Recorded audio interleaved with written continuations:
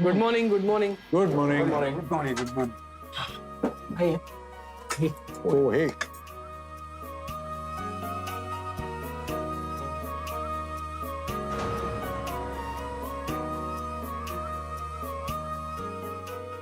काय बाबा काय काय वाचताय?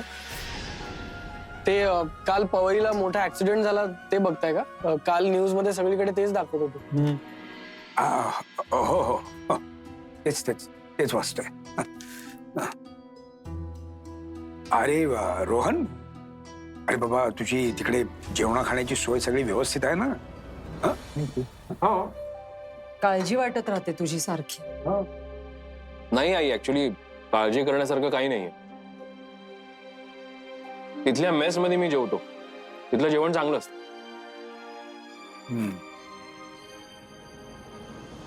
वहिनी, त्याची अजिबात काळजी करायची गरज नाहीये. अगं एकटा जीव सदाशिव आहे तिकडे बँगलोरला. दिवसभर मस्त काम करून आराम करत असेल, मज्जा करत असेल तो.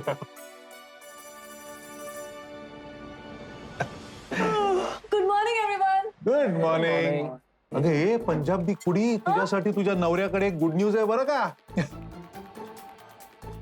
गुड न्यूज क्या काकाजी? तो म्हणतोय की आता जेव्हा परत बँगलोरला जाईल तेव्हा तुला बरोबर घेऊन जाणार आहे तो.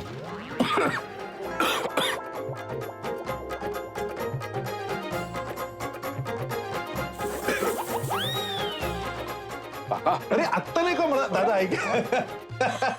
होय रब्बा रोहन, मला माहितच होतं तू माझ्याशिवाय राहूच नाही शकत तिथे. सांग ना कधी जायचंय? मी पॅकिंग करायला निघते. नंतर थांब, अगं करायची पॅकिंग करायची, पण मी असाही विचार केला की तू तिथे येऊन काय करणार अगं? म्हणजे मी दिवसभर ऑफिसला असणार, तू घरी एकटी असणार बिचारी. इथे कसे सगळे आहेत, तुझा वेळ जातो है ना. आपण एक काम करूया का, म्हणजे मी तिथे नीट सेटल झालो ना की मग तुला घेऊन जा.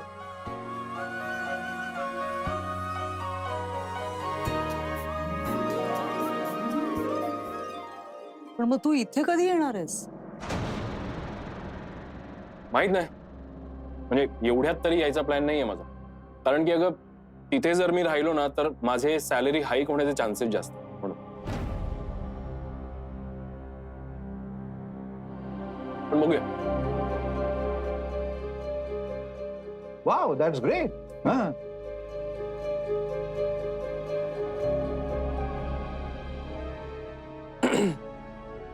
रोहन, मला जरा तुला एक विचारायचं होतं. बोल ना. तू ह्या महिन्याचा घराचा EMI भरू शकतोस का? नाही म्हणजे तुझे काही सेव्हिंग्स वगैरे असतील तर मॅनेज होऊ शकते.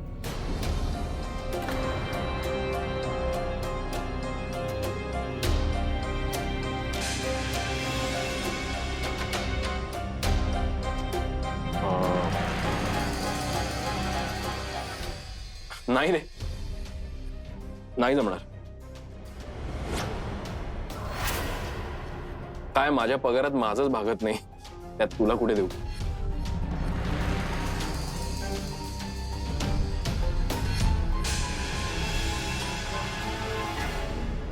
रोहन, अरे अथर्व तुला पहिल्यांदाच विचारतो पैशांबद्दल. एरवी तो भरतोच की. हा पण मग यावेळी करेल ना तो मॅनेज. अरे आता त्याची काहीतरी अडचण आहे म्हणून तुला विचारतोय ना तो. पण आता त्याचंही लग्न झालंय, त्याचेही खर्च वाढले, ते आपण समजून घ्यायला हवं.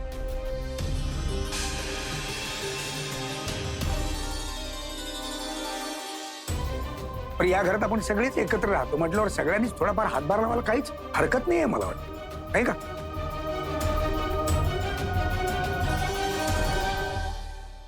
बरोबर आहे तुमचं. एक काम करा, तुम्हीच द्या ना त्याला पैसे. हे रोहन, डाऊन पेमेंटच्या वेळी बाबांनी सगळे पैसे दिलेत आणि मग त्यानंतर हप्ते आपण दोघं भरणार होतो असं ठरलं होतं. तुला जमेल का तेवढं सांग ना. हे बघा सर्व, मला खरंच नाही जमत. आणि बाबांनी काय केलंय आणि काय नाही ते तू मला सांगू नकोस, मला चांगलंच माहिती आहे.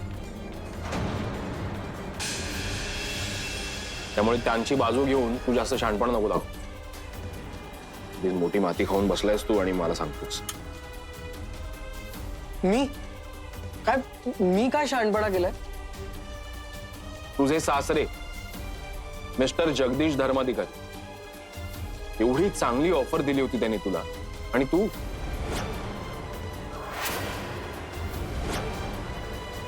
सगळं माहितीये मला. सिमरनने सगळं सांगितलंय.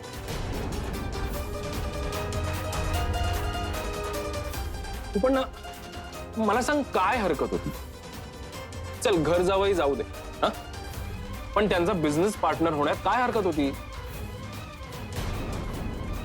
अरे आजचीच काय तर पुढे आयुष्यभराची पैशांची सोय झाली असती आपली. सॉरी अनन्या, पण खरं आहे हे. सगळी दगदग संपली असती. तो तिकडे इगो दाखवत बसला असतो. बघ, अथर्वने जे काही केलंय ना ते अगदी योग्य केलेलं आहे, कळलं? तुम्ही दोघं ना एकमेकांना आयुष्यभर पाठीशीच घालत राहा. आणि तू खूप मोठी चूक केलीस हे मी नक्की सांगू शकतो. नाही, तुला त्याचा पश्चाताप होणारच आहे. यापुढे जेव्हा एक एक हफ्ता भरण्यासाठी रडावं लागणार आहे ना, तेव्हा कळेल तुला. रोहन बस, सकाळी सकाळी नकोत ना भांडणं, दिवस खराब झाला. अगं मी काय केलं आई? ह्याने विषय काढला. आणि मला सांग, नको तिथे स्वाभिमान वगैरे दाखवायची काय गरज आहे? आणि तू ना उगाच आईबाबांसारखा ते व्हॅल्यूज वगैरे नको कुरवाळत बसूस. या आधीही सांगितलंय मी तुला.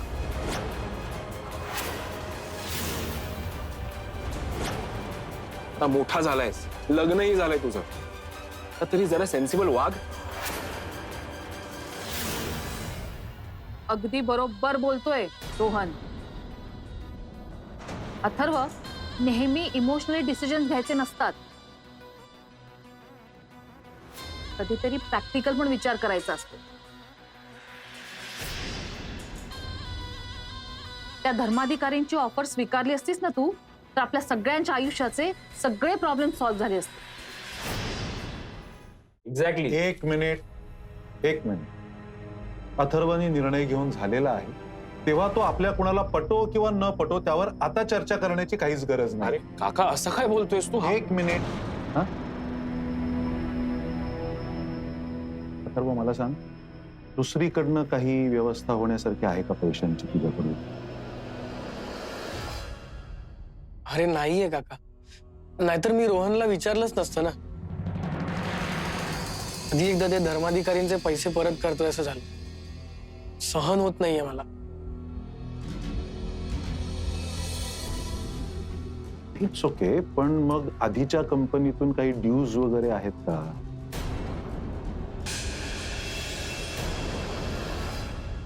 पण ती कंपनी अथर्वच्या सासऱ्यांचीच आहे ना,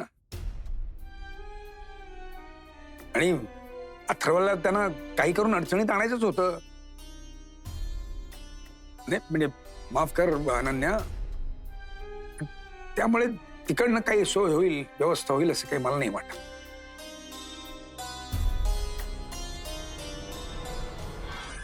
ठीक आहे, या महिन्यात जर अडचण असेल तर मी करतो काहीतरी व्यवस्था.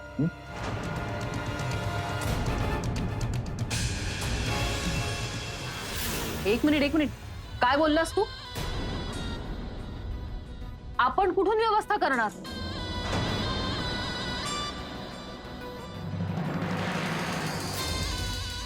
माझा पीपीएफ अकाउंट आहे, त्यातून मला काही रक्कम विड्रॉ करता येईल.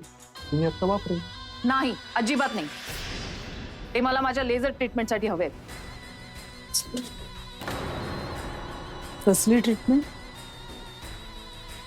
मला अजून सुंदर दिसायचंय, म्हणून मला त्याच्यासाठी ट्रीटमेंट घ्यायची.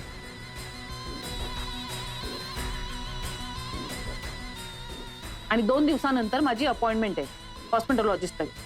ही अपॉइंटमेंट पुढच्या महिन्यात नाही का होऊ शकत? नाही होऊ शकत. 15 दिवसांनी मिसेस मुंबई ब्युटी कॉन्टेस्ट मध्ये मला ऍज अ जज म्हणून जायचंय.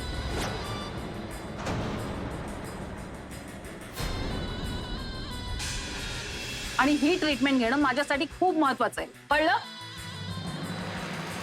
पण तू मुळातच सुंदर आहेस. तुला काय गरज आहे अशा ट्रीटमेंटची? मला एक कळत नाही, अथर्वचा EMI भरून झालाय ना, मग टेन्शन काय आहे?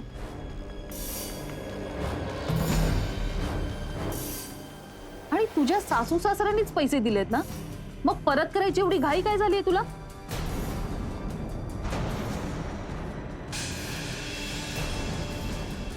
काकाकडून घेऊन सासऱ्यांना पैसे परत करायचे, याला काय अर्थ आहे? ही अथर्व, ती माणसं तुझ्या जवळचीच आहेत, तुझ्या हक्काची आहेत, मग पैसे सावकाश दे त्यांना, काय घाई आहे एवढी? आणि आय एम शुअर ते काही पैसे परत मागत नसतील. पैसे परत करायची हौस तुलाच असेल. त्यांच्यासाठी काय 5-50 हजार रुपये हातचा मळ आहे. अगं पण हे चांगलं दिसत नाही ना त्यांच्याकडून पैसे घेणं आणि आमच्याकडे मागणं.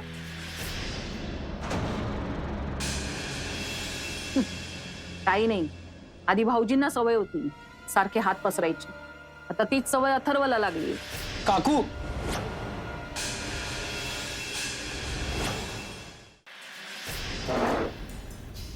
बाबांबद्दल काय बोलतेस हे? प्लीज बाबांना ह्यामध्ये घेऊ नकोस हा. मी पहिल्यांदा पैसे मागतोय आणि ते सुद्धा मी परत करणार आहे.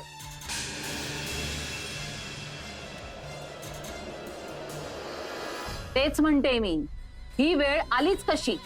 नको तिथे तोंड उघडलं म्हणून ना. ते पार्टीत जरा गप्प बसायचं ना. हे बघ, जिथे आपला फायदा असतो ना, तिथे तोंडाची वाफ वाया घालवायची नसते. जर ऐकून घेतलं असतंस अनन्याच्या आई बाबांचं, तर आज ही इथे तिथे पैसे मागण्याची वेळ आलीच नसती तुझ्यावर. नाही, एक मिनिट काकू, प्लीज भांडू नका, पण अथर्वने जे केलंय ते योग्यच केलं. अनन्या, हे असं साधं राहणं, काटकसरीने जगणं, हे सगळं नवीन नवीन आहे ना, म्हणून तुला छान वाटतंय. काही दिवसांनी तूच अथर्वला हात धरून घेऊन जाशील तुमच्या बंगलोवर राहायला. बघ तू. हे बघ काकू, असं काहीही होणार नाही. आणि तुम्हाला पैसे द्यायचे नसतील तर नका देऊ, पण वाटेल ते बोलू नका. तू मनाला येईल तसं वागू शकतोस आणि आम्ही काही बोलायचंही नाही. एक मिनिट, कुणीच काही बोलू नका. एक मिनिट.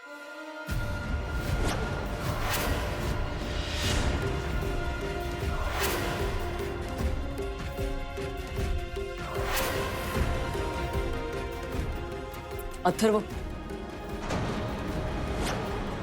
त्या बांगड्या घे, त्या बांगड्या घे, या बीक, आणि जे पैसे येतील ते तुझ्या सासऱ्याला दे. हे बघ, रात्री शांत झोप येणं महत्वाचं आहे. ते वीक आधी ते पैसे दे आणि मग पुढचं पुढे बघ.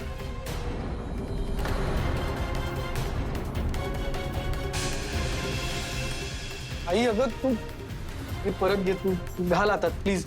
अरे नाही अथर्व, माझ्या हातात राहून काय होणार आहे? त्या वीक डोक्यावरचं टेन्शन तरी जाईल, खरंच सांगते.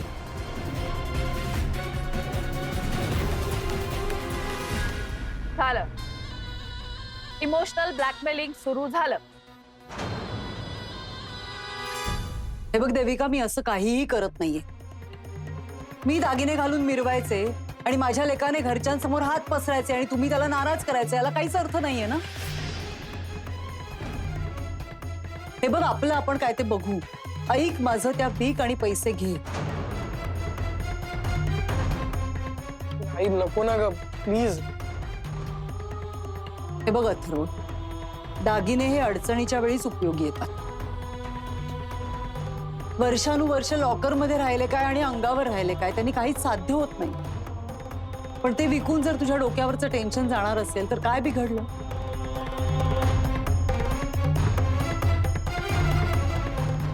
आणि तुला जमेल तेव्हा कर ना तू बांगड्या, मी हक्कानं मागून घेऊ.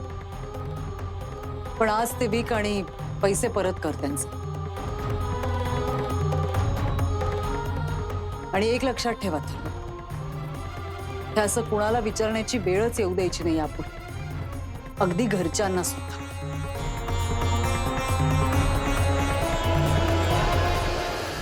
वहिनी, एक मिनिट.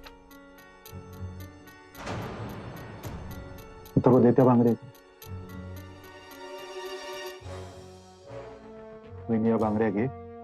मी सांगतोय ना, या महिन्याचे पैसे मी देणार आहे. प्लीज या बांगड्या घे. व्हॉट? शेखर, माझ्या लेझर ट्रीटमेंटचं काय? देविका, तुझी ट्रीटमेंट ही तुझी हौस आहे, आपली गरज नाही. आणि महिन्याभराचा हप्ता देणं हे आपल्या सगळ्यांचं कर्तव्य आहे, एकट्या अथर्वचं नाही. पण आपण अर्धा हप्ता भरतो ना शेखर. माझी आणि अथर्वची कंपॅरिझन होऊ शकते का देविका? गेली 25 वर्ष मी नोकरी करतोय, तो बिचारा फक्त गेली 2 वर्ष नोकरी करतोय. कुठून येतील त्याच्याकडे सेव्हिंग्स? हो, तुझ्याकडे जसं काही पैशाचं झाड लागलंय ना. नाही लागलंय माझ्याकडे पैशांचं झाड. पण आता मी अथर्वला मदत करणार आहे, तेवढ्या पैशांची व्यवस्था मी करू शकतो.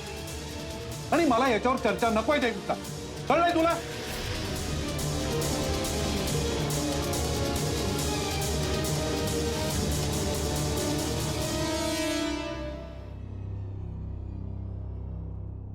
सॉरी अथर्व, मी आता ऑनलाईन पैसे ट्रान्सफर करतो. तुला जेव्हा जसे जमतील तसे तिथे परत केलेस तरी चालेल. Is it okay?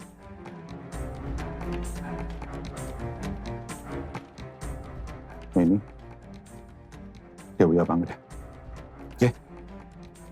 होईल पैशांची व्यवस्था, नको काळजी करूस.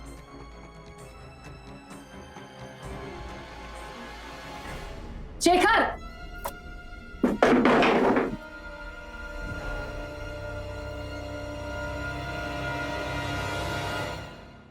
आज पहिल्यांदाच भाऊजींनी आपली बाजू घेतली ना. हो, तू पैसे दिलेसच का? मी नाही म्हणत असतानाही तू अथर्वला का पैसे दिलेस?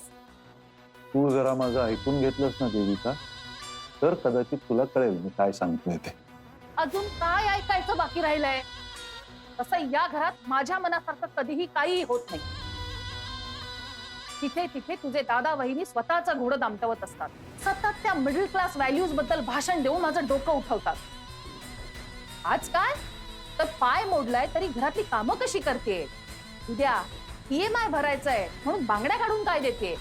सतत इमोशनल ब्लॅकमेलिंग करायचं असतं, सतत.